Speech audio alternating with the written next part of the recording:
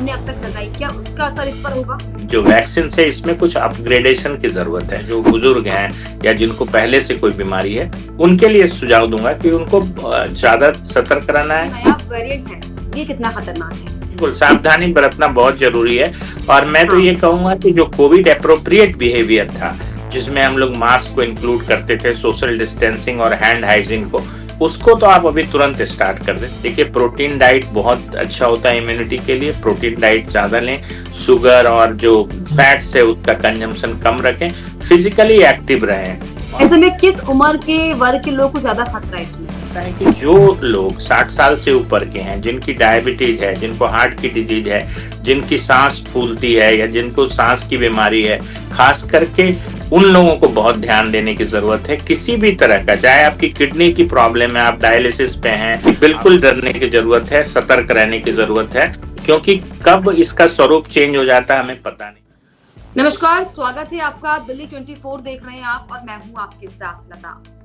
Corona ने दस्तक अब दे दी है और न सिर्फ दस्तक बल्कि अब कोरोना से जो है मौतों का आंकड़ा भी सामने आने लगा है, जिसमें पूरे देश में 7 लोगों की, तो दिल्ली की अगर हम बात करें खासतौर पर, तो दिल्ली में एक महिला की इससे डेथ हो गई है और मामले भी जो है अब 2700 से ज्यादा पार हो चुके हैं। पिछले 5 दिनों मामले कोरोना के दर्ज किए गए, लेकिन अब जिस तरीके से कोरोना अपने पैर पसारता हुआ दिखाई पड़ रहा है और जो ये नया वेरिएंट है ये कितना ज्यादा खतरनाक है, इसी को समझने के लिए मेरे साथ इस बातचीत पर मेरे साथ जुड़े हुए हैं दिल्ली मैक्स के डॉक्टर मनोज कुमार जी, जो कि प्रिंसिपल डायरेक्टर ऑफ कार्डियोलॉजी भी हैं। मनोज जी, बहुत बहुत स्वागत मैं आपका करना चाहूंगी दिल्ली 24 पर। जी मनोज जी, जिस तरीके से कोरोना के अब कोविड के केसेस बढ़ रहे हैं, सबसे पहले आप इसमें बताइए कि हालांकि इससे पहले हमने कोरोना का दौर देखा, लेकिन अब जो ये नया वेरिएंट है ये कितना खतरनाक है? देखिए, आपने बिल्कुल सही कहा लता जी। करीब करीब 2710 केसेस कोविड के आ गए हैं और ये जो अभी सर्ज आया है, देखिए कोविड गया तो था नहीं, कोविड एंडेमिक फॉर्म में परसिस्ट कर रहा था, बट जब से ये JN.1 वेरिएंट आया है और खास करके इसके जो 2 स्ट्रेन हैं, NB.1.8.1 और LF.7, ये जो है ये नया एक म्यूटेशन होके वेरिएंट आया है। JN.1 में 30 म्यूटेशंस हैं, उसमें से एक बहुत ही इंपॉर्टेंट म्यूटेशन है जिसको हम लोग बोलते हैं L4555। इससे क्या है कि जो आपकी पहले जो इम्यूनिटी है, चाहे आपके अपने इन्फेक्शन, नेचुरल इन्फेक्शन से हुई या वैक्सीन लेके जो आपकी इम्यूनिटी आपने अपने बॉडी में डेवलप की, उसको ये सरपास कर जा रहा है। तो इससे क्या है कि रैपिडली स्प्रेड करने वाला वायरस है। लेकिन फॉर्चुनेटली अभी तक जो केसेस आए हैं वो माइल्ड वेराइटी के हैं, जैसे upper respiratory tract infection, body एक, गले में खराश, कुछ पेट के सिम्टम्स भी इस नए वेरिएंट में आए, जैसे कि इंडाइजेशन, पेट में दर्द होना, वॉमिटिंग सा फील होना। ये जो है JN.1 वेरिएंट में एक नया है, जो GI सिम्टम्स जिसको बोलते हैं हम लोग, गैस्ट्रोइंटेस्टिनल सिम्टम्स। जहां तक बात है कि पुराने वैक्सीन से थोड़ी प्रोटेक्शन तो मिल रही है, और इन्फेक्शन जो पहले हम लोगों को करीब करीब सबको ओमिक्रॉन के जब वेव चली थी, उस समय करीब करीब अधिकांश लोगों को कोविड हुआ था, तो उसकी वजह से एक नेचुरल इम्यूनिटी है, और वो इम्यूनिटी में कुछ मेमोरी सेल्स होते हैं, memory T and B cells, जो आपको थोड़ा प्रोटेक्शन देते हैं। अभी जो आपने बात कही, मौत का 7 से ज्यादा डेथ रिपोर्टेड हैं हमारे हेल्थ डिपार्टमेंट से, उसमें से अधिकांश मौतें जो हैं उसमें कोमॉर्बिडिटी थी। कोमॉर्बिडिटी का मतलब क्या है कि कुछ और बीमारी से वो लोग ग्रस्त थे और उसमें कोविड पॉजिटिव पाया गया। कुछ यंग पेशेंट्स की भी डेथ हुई है। पंजाब से एक डेथ रिपोर्टेड है 40 साल से कम उम्र के बंदे की, उसको भी इसी तरह की एक कोमॉर्बिडिटी थी। जनरली ऐसा देखा गया कि किसी और बीमारी के लिए आए थे और उनमें कोविड पॉजिटिव पाया गया। तो अभी हम ये मान के चलें कि बहुत सतर्क रहने के, कम्युनिटी विजिलेंस की जरूरत है, साथ में अपना पर्सनल केयर भी लेना है। लेकिन जो डेथ हो रहे हैं JN.1 वेरिएंट में, वो कम हो रहे हैं। यानी कि जो JN वेरिएंट अब आया है, हालांकि कम खतरनाक जरूर है, लेकिन इसका असर हो रहा है। जी, इसके लिए भी क्या वही जरूरी है जो हमने जब पहला दौर हमने कोविड का देखा कि अपनी इम्यूनिटी सिस्टम को बूस्ट करना है, तो क्या इसमें भी हमको अभी फिलहाल यही प्रिकॉशन करना है कि आप जितने इम्यूनिटी बूस्टर डोज हो वो लीजिए, चाहे वो खाने में हो, चाहे वो दवाई सप्लीमेंट्स के जरिए हो? क्या इसमें भी ऐसा ही कुछ प्रिकॉशन हमें अभी फिलहाल के लिए रखना है, जब तक हमें इस वेरिएंट के बारे में बहुत अच्छी चीजें पता नहीं चल पाती तब तक? जी बिल्कुल, सावधानी बरतना बहुत जरूरी है। और मैं तो ये कहूंगा कि जो कोविड एप्रोप्रिएट बिहेवियर था, जिसमें हम लोग मास्क को इंक्लूड करते थे, सोशल डिस्टेंसिंग और हैंड हाइजीन को, उसको तो आप अभी तुरंत स्टार्ट कर दें। देखिए इम्यूनिटी जो है वो एक दिन में तो बनती नहीं है। इम्यूनिटी एक क्रॉनिक प्रोसेस है, आपके खान पान पे, आपके फिजिकल एक्सरसाइज पे, आपके स्ट्रेस लेवल पे डिपेंड करता है। जहां तक बात है कि जो आपने एक्वायर्ड इम्यूनिटी करी थी इन्फेक्शन और वैक्सीन से, खास हम्म। करके इस वायरस से लड़ने के लिए, वो कम हो रहा है। देखिए 21 से 25 के बीच में, और बीच में ना टेस्टिंग हो रही थी और वैक्सीनेशन भी हमारे यहाँ बहुत देर से बंद है। और जो हमारी जो वैक्सीन थी वो शायद JN.1 वेरिएंट के लिए स्पेसिफिक नहीं है, लेकिन जो इम्यूनिटी है उसमें कुछ इम्यूनिटी परसिस्ट करती है, जिसको हम लोग बोलते हैं मेमोरी सेल्स। वो आपको सेलुलर इम्यूनिटी जो है बचाएगी। टाइम से खाना खाएं, कोविड अप्रोप्रिएट बिहेवियर फॉलो करें। देखिए प्रोटीन डाइट बहुत अच्छा होता है इम्यूनिटी के लिए, प्रोटीन डाइट ज्यादा लें, शुगर और जो फैट्स है उसका कंजम्पशन कम रखें, फिजिकली एक्टिव रहें, और सबसे इंपॉर्टेंट है आज के मोमेंट में कि अपना मास्क ऑन कर लें। आप भीड़ भाड़ वाली जगह पे जाने से बचें, खास करके जिनकी उम्र 60 साल से ज्यादा है, या जिनको पहले से डायबिटीज, हाई ब्लड प्रेशर या हार्ट की प्रॉब्लम है, या रेस्पिरेटरी सिस्टम की कोई डिजीज है जैसे अस्थमा है या COPD है, ऐसे लोगों को ज्यादा सावधानी बरतने की जरूरत है। ऐसे में किस उम्र के वर्ग के लोग को ज्यादा खतरा है इसमें? देखिए बच्चों को खतरा है, और 60 साल से ज्यादा उम्र के लोगों को खतरा बहुत ज्यादा है। ये लोग हाईली ससेप्टेबल पॉपुलेशन में हैं। ऐसे तो किसी को भी हो सकता है। देखिए एक को होता है स्प्रेड, तो ये फास्ट करेगा। मैंने आपको बोला कि जो इम्यूनिटी है उसको ये इवेड कर रहा है, तो इससे इसकी स्प्रेड इन्फेक्शन तो फास्ट होगी। और जिस तरीके से आप देख रहे हैं कि 2-3 दिन पहले से हम लोगों ने केस काउंटिंग शुरू की, एक हफ्ते में 3000 केसेस आ गए हैं, और रैपिडली फैलने वाला वेरिएंट है, इसमें कोई शक नहीं है। लेकिन अभी तक सिवियरिटी हल्की है, कोई बहुत बड़ा लंग्स का या निमोनिया नहीं हो पा रहा है, और ICU और ये हॉस्पिटलाइजेशन की रेट कम है। तो मुझे ऐसा लगता है कि जो लोग 60 साल से ऊपर के हैं, जिनकी डायबिटीज है, जिनको हार्ट की डिजीज है, जिनकी सांस फूलती है या जिनको सांस की बीमारी है, खास करके उन लोगों को बहुत ध्यान देने की जरूरत है। किसी भी तरह का, चाहे आपकी किडनी की प्रॉब्लम है, आप डायलिसिस पे हैं, आपका किडनी ट्रांसप्लांट हुआ है, इस तरह के मरीजों को जिनको कोमॉर्बिडिटी है, उनको बहुत ज्यादा सावधानी बरतनी जिन जरूरत मरीजों है। को जो है पहले से कोई डिसीज है, उन्हें ज्यादा खास जो है ध्यान रखने की जरूरत है। इसके अलावा मनोज जी, ये भी जानना जरूरी है, जो वैक्सीन हमने अब तक लगाई, क्या उसका असर इस पर होगा? देखिए हम लोगों के यहाँ जो ज्यादा वाइडली यूज वैक्सीन था वो कोविशील्ड था, एस्ट्राजेनिका का वैक्सीन था, और कोवैक्सीन जो हमारा इंडोजिनस प्रोडक्शन था। इन दोनों से कुछ प्रोटेक्शन तो मिलेगा, इसमें कोई शक नहीं है कि आपको इम्यूनिटी थोड़ी बहुत तो हेल्प करेगी। जो मैं बार बार बोल रहा हूँ कि एक सेल मीडिएटेड इम्यूनिटी या मेमोरी सेल्स की वजह से प्रोटेक्शन मिलेगा। बट अभी जो देखा गया है कि इस जो वैक्सीन है इसमें कुछ अपग्रेडेशन की जरूरत है। अपग्रेड करने का मतलब है कि JN.1 वेरिएंट को भी इसमें शामिल किया जाए, तो निश्चित तौर पे वो ज्यादा स्पेसिफिक वैक्सीन होगा। और इसके अलावा मनोज जी, इस तरीके से जब कोविड का हमने पहला जो दौर देखा था, उस दौर में जब लोगों को मामूली खांसी, बुखार, जुकाम जब हो रहा था, तब लोग जो घर में लोग अक्सर सप्लीमेंट्स रखते हैं, उनका इस्तेमाल कर रहे थे, चाहे वो पैरासीटामोल हो, चाहे वो दोनों दवाइयां हो, जो कि बैन हो चुकी हैं। अब क्या इन दवाइयों का इस्तेमाल करना है, या फिर कुछ घरेलू नुस्खे लोगों को क्या इस्तेमाल करने चाहिए फिलहाल प्रिकॉशन के तौर पर? देखिए इसका जो सिम्टम्स है अभी जो JN.1 वेरिएंट का, ये टिपिकल फ्लू जैसे लक्षण है, जिसको बोलते हैं कि अपर रेस्पिरेटरी इन्फेक्शन की तरह से है। नाक का बहना, सर्दी जुकाम सा, गले में दर्द, बॉडी एक, फीवर, और बहुत ज्यादा एग्जॉस्ट या फैटिक सी फीलिंग। आपको 2 सिम्टम्स और बताया कि पेट से रिलेटेड सिम्टम्स भी इस JN.1 वेरिएंट में आ रहे हैं। तो इस तरह के सिम्टम्स होते हैं तो सिम्टोमेटिक ट्रीटमेंट लेना चाहिए। आप पैरासीटामोल फीवर के लिए ले सकते हैं, वो अगर 100 से ज्यादा है तो आप पैरासीटामोल ले सकते हैं, कोई एंटीबायोटिक्स की जरूरत नहीं है। और अगर ये परसिस्ट करता है और आपको दिक्कत होती है तो अपने चिकित्सक से मिलें, उनके सलाह से आप टेस्ट कराएं, कोविड टेस्ट कराएं। कोविड टेस्ट से पता चल जाएगा, क्योंकि मुझे लगता है कि टेस्ट कराना भी अनिवार्य है या बहुत जरूरत है, खास करके कम्युनिटी में स्प्रेड होने को रोकने के लिए।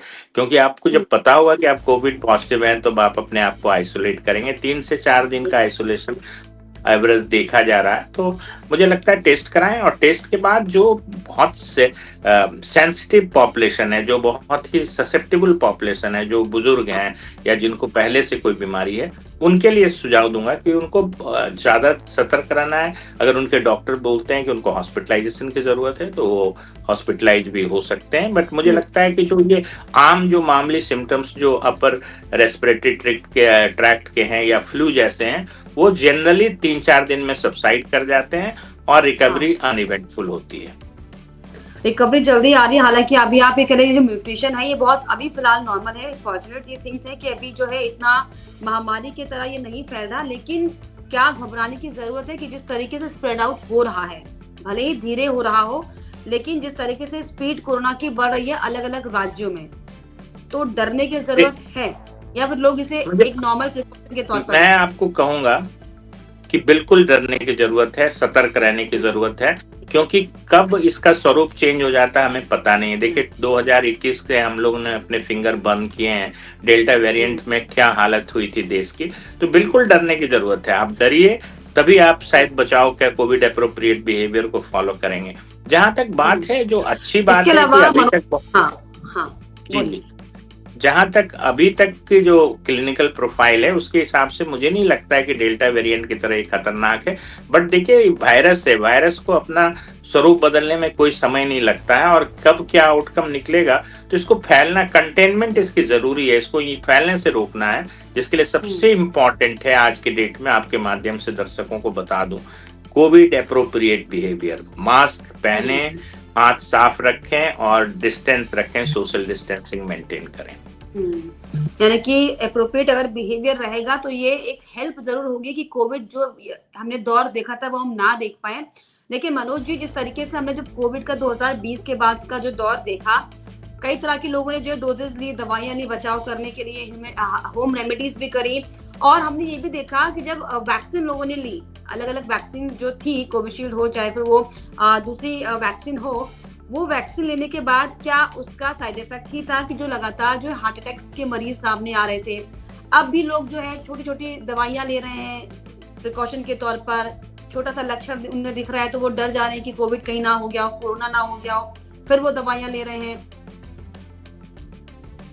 देखिए पहली बार जो कोविड आया था उस समय हम लोगों को कोविड के बारे में ज्यादा पता नहीं था। जो भी आता था रिपोर्ट, उसके हिसाब से हम लोग ट्रीटमेंट दे देते थे। बहुत सारी ऐसी दवाइयां यूज हुई जो बाद में पता चला कि बहुत ज्यादा फायदेमंद नहीं रही, न तो प्रिवेंशन में और न तो उसके प्रोफाइलेक्सिस में, न कि उसके इलाज में।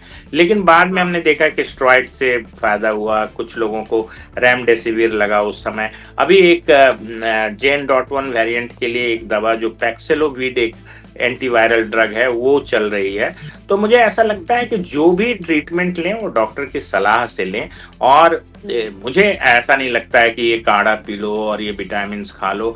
विटामिन्स तो देखिए एक जनरल न्यूट्रिएंट्स हैं जो खाने में भी मिलता है। आप बाहर से कुछ सप्लीमेंट्स अगर डिफिशियंसी रहती है तो ले सकते हैं, बट इलाज विटामिन से होता नहीं है। या देखिए एंटीवायरल भी डॉक्टर से मिलना ज्यादा अनिवार्य।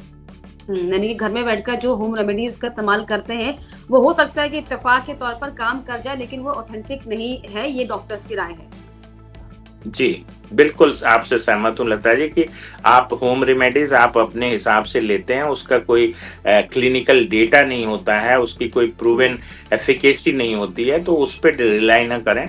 अपने चिकित्सक से मिलें, फिजिशियन से मिलें, वो बताएगा क्या करना है। और अगर सिवियरिटी बढ़ती है तो अर्ली डिटेक्शन हो जाएगा, उसकी वजह से आपको सपोर्ट सिस्टम भी मिल जाएगा। अभी तक मनोज जी आपके पास कोई केसेस क्या ऐसे आए हैं कोविड से रिगार्डिंग के संबंधित कोई केस आया? हालांकि दिल्ली में भी लगातार बढ़ रहे हैं केसेस। देखिए मेरे पास कुछ कॉल्स आते हैं, कुछ कि हमारा कोविड पॉजिटिव निकल गया है, बच्चे का क्या करें। तो हम लोग अभी यही बता रहे हैं कि आप 2-3 दिन के लिए आइसोलेट हो जाइए। इस तरह के फोन कॉल्स आते हैं कि हमारे कोविड पॉजिटिव निकल गया है। क्योंकि देखिए बीच में तो टेस्ट ही नहीं हो रहा था ना, अभी जब से टेस्ट शुरू हुआ है तो लोगों को पता चल रहा है। Generally self limiting viral illness है तो 2-3 दिन में खत्म हो जाता था। बट इस बार के वेरिएंट में ये देखा जा रहा है कि वायरस के फीवर के जाने के बाद भी 5-7 दिन काफी वीकनेस रह रही है। ये चीज हमने ये अपने पेशेंट्स में नोट किया है। यानी कि ये जो नया म्यूटेशन है, ये हल्का फीवर देने के बाद जो है, जैसे वायरल में इंसान फील करता है कि वीकनेस बॉडी में रहती है, वो जो है सिम्टम्स में दिख रहा है। जी वो सिम्टम्स दिख रहा है कि वीकनेस बड़े लंबे समय तक। हाँ, डॉक्टर की प्रोलॉन्ग रिसर्च करती है। पर क्या कह, क्योंकि जिस तरीके जब से कोरोना वायरस ने दस्तक दी है, जाहिर तौर पर जो है डॉक्टर्स भी अब इसमें रिसर्च में लग गए हैं कि आखिर म्यूटेशन कितना खतरनाक आने वाले भविष्य के लिए हो सकता है। ऐसे में क्या आपके पास रिसर्च इसको लेकर आती है, क्या इसको लेकर रिसर्च हो रही है कि जो म्यूटेशन है भले ही अभी कमजोर है, अभी कम है, लेकिन क्या दिन प्रतिदिन इसकी रफ्तार बढ़ रही है, दिन प्रतिदिन ये क्या वृद्धि कर रहे हैं अपने जो वायरस है उसमें, ऐसी कोई क्या रिसर्च सामने आ रही है या कुछ डॉक्टर के बीच ऐसा कुछ कंसर्न आ रहा है क्या वायरस को लेकर? नहीं, देखिए देखिए वायरस पे जो स्पाइक प्रोटीन पे ही आए थे, जैसे इससे पहले जो था वो आपका बहुत कॉमन वेरिएंट था BA.2.86, उसको हम लोग पिरोला भी बोलते थे, जो कि ओमिक्रॉन बहुत तेजी से फैला और उसके वजह से लोगों में इन्फेक्शन बहुत कॉमन हुआ और करीब करीब मुझे लगता है पूरा पॉपुलेशन ही कोविड से संक्रमित हुआ। लेकिन इस वेरिएंट में ये है कि इसमें जो म्यूटेशंस आए हैं वो जो आपकी इम्यूनिटी है, जो पहले से आपने इम्यूनिटी गैदर की है, चाहे वो आपने वैक्सीन से की हो या पुराने इन्फेक्शन से किया हो, उसको ये पार कर जाएगा। तो निश्चित तौर पे मुझे लगता है केसेस के नंबर और बढ़ेंगे, बट अभी तक जितने भी डेथ हुए हैं उसमें कोमॉर्बिडिटी एक बहुत इंपॉर्टेंट चीज थी, मतलब उनको दूसरी बीमारियां, किसी की आंतें बंद थी, किसी का हेपेटिक लीवर का इश्यूज था, किसी का किडनी का इश्यूज था। तो अभी ऐसे कि पूरी तरह से सिर्फ कोविड की वजह से डेथ हो ऐसा देखा नहीं है, तो उम्मीद करते हैं कि लेकिन ये डेल्टा वेरिएंट जैसा तरीके से आपने बताया कि जो नया म्यूटेशन है, जो नया वायरस है, ये आपकी प्रतिरोधक क्षमता पर सीधे अटैक कर रहा है। हालांकि जी, डेथ उन्हीं की हुई है जो पहले से बीमार थे, जिनकी बॉडी बिल्कुल पहले से बिल्कुल थी। जी लेकिन ये एक बहुत बड़ा कंसर्न माने, क्योंकि इम्यूनिटी सिस्टम जो हमारे शरीर का, बॉडी का होता है, वही हमको चलाता है और ये सीधे उसी पर अटैक कर रहा है। बिल्कुल बिल्कुल बिल्कुल, तो ऐसे में डरने वाली बात बहुत ज्यादा है, डरना और अलर्ट होना बहुत ज्यादा जरूरी है देशवासियों के लिए। जी जी, मैं सहमत हूँ। आखिर में क्या मैसेज देंगे सभी को, क्या कंसर्न होना चाहिए इसको लेकर? देखिए अभी जो WHO ने इसको वेरिएंट ऑफ इंटरेस्ट कहा है, JN.1 वेरिएंट को, लेकिन जिस तरीके से रफ्तार है और जो इसकी बायोलॉजी है उसके हिसाब से ये बहुत तेजी से फैलेगा। बहुत ज्यादा सीवियर इलनेस नहीं होगी, बहुत ज्यादा हॉस्पिटलाइजेशन, ऑक्सीजन की रिक्वायरमेंट, ICU केयर की जरूरत नहीं पड़ेगी, बट फिर भी सावधान रहना चाहिए जब तक कि और केसेस नहीं आते हैं। अभी मौतें कुछ हुई हैं, मौतों में जनरली ये देखा गया कि वो और भी बीमारियों से ग्रसित थे। तो अभी ये राइट टाइम है कि आप इसको रोकने के लिए कोविड एप्रोप्रिएट बिहेवियर को फॉलो करें। आप मास्क स्टार्ट कर दें। बुजुर्गों से मेरा निवेदन है कि वो ज्यादा भीड़ भाड़ वाली जगह पे ना जाएं, हैंड हाइजीन पे ध्यान रखें, रेस्पिरेटरी एटिकेट्स जिसको कहते हैं कि आप खांसते छींकते खुले में ना छींकें, और साथ में अपने डॉक्टर से सिम्टम्स होने के बाद मिलें। अपने से कोई दवाई ना खाएं और अपने से कोई ये चीज ना सोचें कि ये काढ़े से ठीक हो जाएगा, विटामिन C से ठीक हो जाएगा। आपको अगर सिम्टम्स होते हैं आप अपना टेस्ट कराएं और डॉक्टर से मिलें। चलिए, तो ये बहुत बड़ा कंसर्न है कि आप छोटी सी लापरवाही को जो है नजरअंदाज ना करें और जो एप्रोप्रिएट बिहेवियर है कोविड को लेकर वो मेंटेन करें, ताकि ये जो वायरस लगातार बढ़ रहे हैं उसे हम रोकने से बचा पाए। फिलहाल बहुत शुक्रिया मनोज जी, आपने समय दिया।